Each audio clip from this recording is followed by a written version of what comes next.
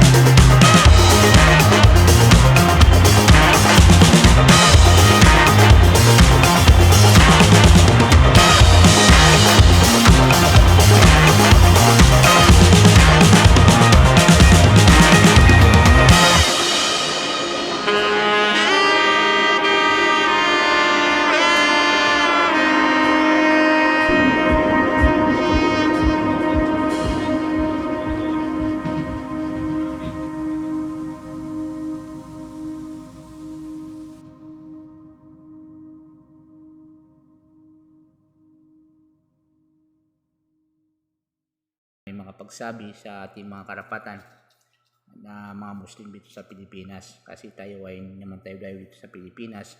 So kailangan dapat magkaroon tayo ng Muslim na senator dito sa ating bansa para may magsasabi, may busis tayo sa senator, sa Senado. Kung ba may magsasabi, may magtatanggol sa mga karapatan natin bilang mga Muslim dito sa Pilipinas. Kasi di naman bago, kumbaga dati-dati na sa mga sa unang panahon pa, nung mga nakarang taon pa, mga sinauna pa, ay talagang may nagkaroon na talaga na Muslim senator dito sa Pilipinas. So pansin ko lang itong mga nakarang taon, itong mga nakarang eleksyon na wala man lang naging Muslim na senator na nakaupo sa Senado. So kailangan talaga dapat patas ang kailangan din magkaroon ng Muslim na senator, hindi lang puro mga Christian ang maging senator. So kailangan din magkaroon ng Muslim senator sa Pilipinas para may busis ang mga Muslim sa Senado, para may magsabi, magtatanggol ng mga karapatan natin, na kung ano yung mga daig natin sa gobyerno ay may makapagsabi. So yun guys, itong parating na eleksyon na hindi naman sa so kailangan suportahan din natin yung mga kalahin natin, yung mga kapatid natin Muslim na kumakandidato bilang senator dito sa Pilipinas. Tulad ni si Samira Gotok, at ito si Remy Padilla, at yung pa isa rin si Mang Dadato. So kailangan dapat talaga, so kayo na mag-usga at kung talagang tama itong sinasabi. So kailangan talaga guys magkaroon ng Muslim senator dito sa ating bansa ng Pilipinas, maging isang may magkaroon ng moro senator.